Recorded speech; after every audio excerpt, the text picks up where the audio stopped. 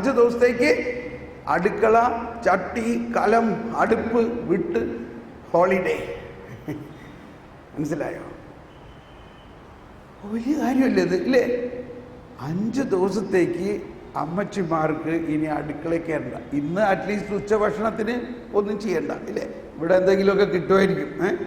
പിന്നെ വൈകുന്നേരം പോകുമ്പോഴാണ് ഇനി ഇവിടെ നിന്ന് പോകണമല്ലോ, അവിടെ ചെന്ന് വീണ്ടും ചട്ടിയും കലത്തുമോ പിടിക്കണമല്ലോ എന്നുള്ള ഒരു പ്രയാസം ഉണ്ടാകാം. സാരമില്ല. അതുകൊണ്ടാണ് കണ്ടോ കൂടുതൽ അമ്മച്ചിമാരാണ്. പ്രധാന കാരണം ഒരു ദിവസമെങ്കിലും ഈ അടുക്കളയിൽ നിന്നൊന്ന് മാറി നിൽക്കാമല്ലോ, അല്ലേ അമ്മച്ചി? അല്ല അല്ലേ? പക്ഷേ അത് നല്ല കാര്യമായിട്ടാണ് ഞാൻ പറയണത്. നമ്മളല്ലാണ്ട് എവിടെ പോകാനാ? ചേട്ടന്മാർക്കൊക്കെ ആണെങ്കിൽ പട്ടണത്തിലോ അവിടെ പോയി അവിടെ ഇവിടെയൊക്കെ ഒരുപാട് സാഹചര്യങ്ങളുണ്ട് പുറത്തു പോകാൻ. അമ്മച്ചിമാർക്ക് എവിടെ പോകാനാ ഞങ്ങൾ? അപ്പം അവർക്ക് പോകാൻ പറ്റുന്ന ഏറ്റവും ബെസ്റ്റ് സ്ഥലം ധ്യാന കേന്ദ്രമാണ്, കൺവെൻഷൻ പന്തലുകളാണ്. 5 ദിവസത്തേക്ക് ഈ ചട്ടിയും കലവും വിട്ട് ഇവിടെ വന്ന് ദൈവവചനം ശ്രവിക്കുക. അതുകൊണ്ട് ഇടയ്ക്കിടയ്ക്ക് നിങ്ങളിങ്ങനെ ചെയ്തോ. നമ്മൾ ചട്ടിയും കലത്തിൻ്റെയും അടുക്കളയിൽ തന്നെ കുടിഞ്ഞ് ഇരിക്കേണ്ട ആളുകളല്ല. ഓക്കെ. അപ്പോൾ ചട്ടിയും കലവും ഉപയോഗിക്കുമ്പോഴും മനസ്സിലാക്കേണ്ട 3 കാര്യം എന്താണ്? കടുകുമണി, ഉപ്പ്, പുളിപ്പ്. ഇതിൻ്റെ ആഴമായ അർത്ഥം എന്താണെന്ന് മനസ്സിലാവണം. ഇപ്പം നമ്മൾ മനസ്സിലാക്കി പുളിപ്പിൻ്റെ കാര്യം. എന്താണ് ആ പുളിപ്പ് എന്നുള്ളതാണ് ഇനി നമ്മൾ പഠിക്കേണ്ടത്. ചിലപ്പോൾ അവസാന ദിവസം മനസ്സിലാവും എന്താണ് പുളിപ്പും അതിൻ്റെ വീര്യം. വീര്യം എന്ന് പറഞ്ഞാൽ എന്താണ്? കടുകുമണിയുടെ അർത്ഥം ഇപ്പോൾ നമ്മൾ മനസ്സിലാക്കാൻ പോവുകയാണ്. ഒന്ന് കൈവീശി കാണിച്ചെല്ലാവരും. യേശുവേ സ്തോത്രം, ഹല്ലേലൂയ, ഹല്ലേലൂയ.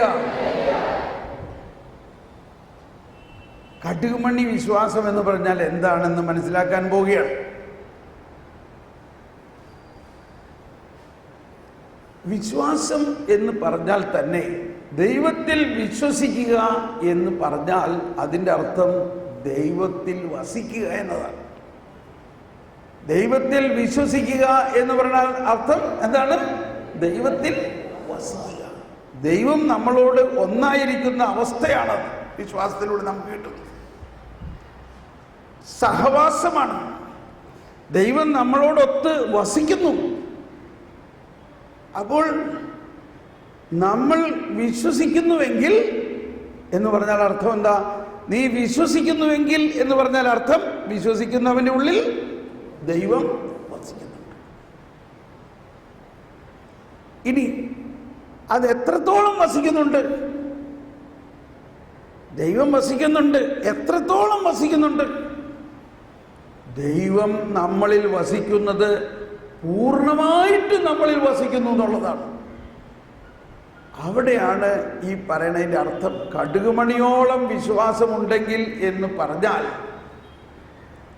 ഇപ്പൊ നമ്മൾ നേരത്തെ കേട്ടു, കർത്താവാണെൻ്റെ ഓഹരിയും. കണ്ടോ? കർത്താവാണെൻ്റെ ഓഹരി. ആ കർത്താവാകുന്ന ഓഹരിയെ മുറിച്ച് നമുക്ക് നൽകാൻ പറ്റുമോ? മുറിച്ച് നൽകിയാലും നമുക്ക് എത്ര കിട്ടും? അതാണ് മനസ്സിലാക്കേണ്ടത്. ഇപ്പോൾ ഇവിടെ ഈശോ ഇപ്പൊ തന്നെ നമ്മൾ കണ്ടു, വിശുദ്ധ കുർബാനയിൽ വലിയ ഒരു ഓസ്തിയെ ഈ അച്ഛൻ എടുത്ത് വാഴ്ത്തി ആ വലിയ ഓസ്തി ഈശോ ആയിട്ട് മാറി. പക്ഷെ നമുക്ക് കിട്ടിയപ്പോഴോ ആ വലിയ ഓസ്തിയെ മുറിച്ച് അതിൻ്റെ ഒരു ചെറിയ കഷ്ണമാണ് നമുക്ക് കിട്ടിയത്. ഇതാണ് പറയണത്, കർത്താവാണെൻ്റെ ഓഹരി. നമ്മുടെ ഓഹരി നമുക്ക് കിട്ടി. എങ്ങനെ കിട്ടി? ആ വലിയ ഓസ്തി മുറിച്ച് ഒരു കഷ്ണമാണ് കിട്ടിയത്.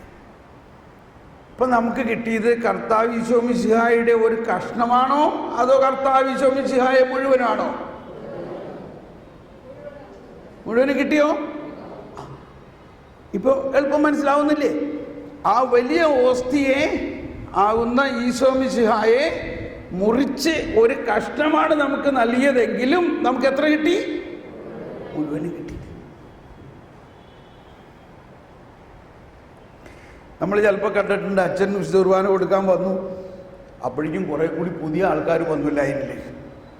നോക്കിയപ്പോൾ അത്രയും ഓസ്തി ഇല്ല. അപ്പം അച്ഛൻ എന്ത് ചെയ്യും? വീണ്ടും അതിനെ നുറുക്കും. ഇനി ഇങ്ങനെ വിചാരിക്കുക, അങ്ങനെ നുറുക്കി നുറുക്കി നമുക്ക് ഒരു കടുകുമണിയോളമേ കിട്ടിയുള്ളൂ എന്ന് വിചാരിക്കുക. ആ ഓസ്തി നുറുക്കി നുറുക്കി നമുക്ക് എത്ര കിട്ടി?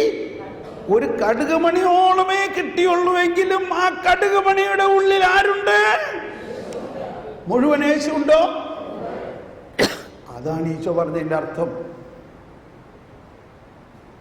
അതായത് ദൈവത്തിനെ ഒന്ന് കൈവീശിയേ, യേശുവേ യേശുവേ ഞങ്ങളെ ഓർക്കല്ലേ. Price the Lord. ആദ്യത്തെ ദിവസം ഇച്ചിരി ബുദ്ധിമുട്ടുണ്ടാവും. എനിക്കും ഉറക്കം വരുന്നുണ്ട്. ഞാനിന്ന് വെളുപ്പിനെ എത്തിയുള്ളൂ, രാത്രി ഉറങ്ങിയിട്ടില്ല. പക്ഷേ ഞാൻ ഇരുന്നാൽ ഉടനെ ഉറങ്ങിപ്പോവും. അതുകൊണ്ട് എനിക്കറിയാം നിങ്ങളുടെ ബുദ്ധിമുട്ട്. ഞാനിരുന്നാലും ഇങ്ങനെ തന്നെ, ഇരുന്നാൽ ഉടനെ ഉറങ്ങിപ്പോവും. കാരണം നമ്മൾക്ക് ഇരിക്കാൻ, സാധാരണഗതിയിൽ നമുക്ക് ഇരിക്കാൻ സമയം കിട്ടണില്ല. ഇപ്പം ഞാൻ നിൽക്കണമുണ്ട്, ഞാൻ ഉറങ്ങണില്ല. നിങ്ങൾ വീട്ടിൽ ഓടിച്ചാടി ജോലി ചെയ്തിരുന്നുകൊണ്ട് നിങ്ങൾ ഉറങ്ങിയില്ല. പക്ഷെ ഇന്നൊന്ന് ഇരിക്കാൻ സൗകര്യം കിട്ടി. അതുകൊണ്ട് എന്ത് സംഭവിക്കുന്നു? അതുകൊണ്ട് സൂക്ഷിക്കണം. ഞാൻ കഴിയുന്നതും പരിശ്രമിക്കാൻ പോവുകയാണ് നിങ്ങളെ ഉറക്കാതിരിക്കാൻ വേണ്ടി.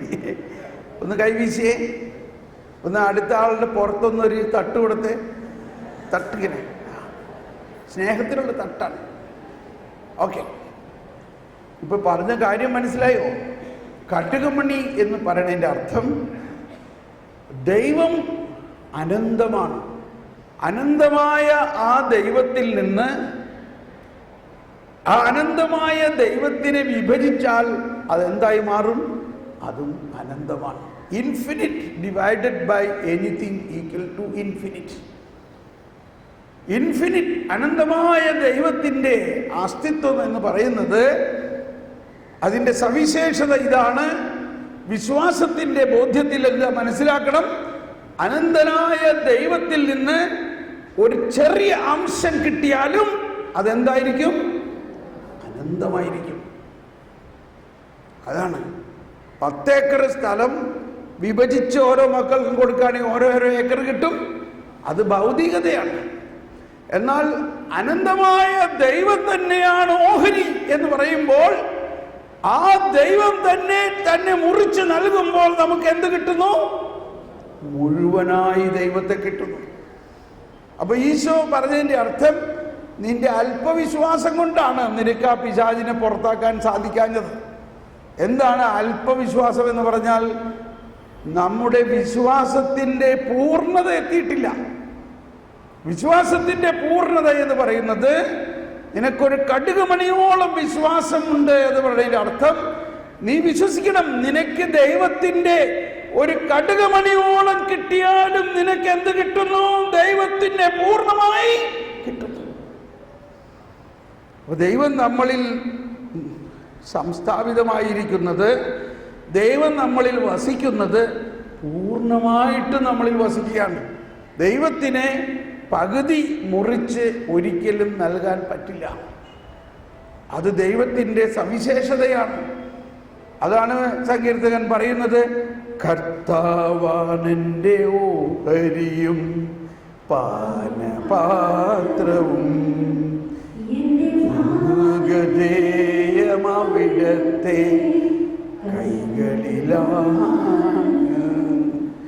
വികാമ്യമായ ദാനമാണ് എനിക്ക് തന്ന് കിട്ടിയിരിക്കുന്നത്, ഇഷ്ടമായ അവകാശം. Praise the Lord. ഇത് മുഴുവനും മനസ്സിലായില്ലെന്ന് വിചാരിച്ച് വിഷമിക്കണ്ട. ഇനി നമുക്ക് 4 ദിവസം ഉണ്ടല്ലോ, അപ്പോൾ സാവധാനം മനസ്സിലാവും. പക്ഷേ ഒരു നല്ല ആരംഭമാണ് നമുക്ക് കിട്ടിയിരിക്കുന്നത് ഈ ധ്യാനത്തിൽ. എന്താണ് നമുക്ക് കിട്ടിയിരിക്കുന്ന ഒരു ആശയം? കർത്താവ് നമ്മൾ ഓരോരുത്തരിലും ഉണ്ട്, അതിന് സംശയമില്ലല്ലോ. അത് സംശയം എന്നെ വിശ്വസിക്കുന്നവരെന്ന് കരമുയർത്തിയേ. കർത്താവ് നമ്മൾ ഓരോരുത്തരിലും ഉണ്ട് എന്ന് പൂർണ്ണമായി വിശ്വസിക്കുന്നവരെന്ന് കരമുയർത്തിയേ. Praise the Lord. ഇത് കഴിഞ്ഞിട്ട് നമുക്കൊരു പാട്ട് പാടണം കേട്ടോ. നമ്മുടെ കൂടെയുണ്ട് കൂടെയുണ്ട് എന്നുള്ളൊരു പാട്ട് പാടാം. അപ്പോൾ നമുക്കിത് പഴയ പാട്ടാണ്, എല്ലാവർക്കും അറിയാവുന്ന പാട്ടാണ്, പാട്ടുകടലാസിൽ ഇല്ലാത്ത പാട്ടാണ്. നമ്മൾ ആദ്യമൊക്കെ ധ്യാനം കൂടിയോ തുള്ളിച്ചാടി പാടിയിരുന്നില്ലേ, കൂടെയുണ്ട് കൂടെയുണ്ട് ദൈവം. അത് ആ ദൈവം കൂടെയുള്ളത് നമ്മളിൽ ഉണ്ട് എന്നിപ്പോൾ നമ്മൾ വിശ്വസിക്കുന്നു. ഇനി അടുത്തൊരു സ്റ്റെപ്പ് ശ്രദ്ധിക്കണേ, ഒന്ന് കൈവിശി കാണിച്ച എല്ലാവരും. ഓക്കെ, കൈ താഴ്ത്താം. ആ ദൈവം നമ്മളിൽ ഉള്ളത് എത്രത്തോളമുണ്ട്? 50%ആണോ? 70%ആണോ? എത്ര ശതമാനോ? 100%. അതാണ്. ഒന്ന് ആലോചിച്ച് നോക്ക്. ഈ ദൈവം, പിതാവും പുത്രനും പരിശുദ്ധാത്മാവുമായ ദൈവം പൂർണ്ണമായിട്ടും നമ്മളിൽ ഉണ്ട് എന്ന് വിശ്വസിക്കുന്നവർ മാത്രം ഒന്ന് കരമുയർത്തുക. ഹല്ലേലൂയ. കരമുയർത്ത്, അങ്ങനെ ഉയർന്നു പിടിക്കുക. എന്നിട്ട് എഴുന്നേറ്റ് നിൽക്കാം. എഴുന്നേറ്റ് നിന്നിട്ട് പ്രാർത്ഥിക്കാം. എന്നിൽ വസിക്കുന്ന ദൈവമേ, അങ്ങ് പൂർണ്ണമായി എന്നിൽ വസിക്കുന്നു എന്ന് ഞാൻ വിശ്വസിക്കുന്നു. എന്നിൽ വസിക്കുന്ന ത്രിത്വൈക ദൈവമേ, പൂർണ്ണമായി അങ്ങ് എന്നിൽ വസിക്കുന്നു എന്ന് ഞാൻ വിശ്വസിക്കുന്നു. അവന്റെ പൂർണ്ണതയിൽ നാം എല്ലാം കൃപയ്ക്ക് മേൽ കൃപ സ്വീകരിച്ചിരിക്കുന്നു.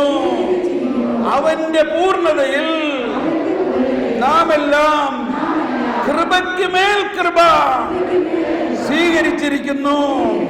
കൂടെയുണ്ട്, എന്റെ കൂടെയുണ്ട് ദൈവം, എന്റെ കൂടെയുണ്ട്. സർവശക്തനായ ദൈവം എന്റെ കൂടെയുണ്ട്.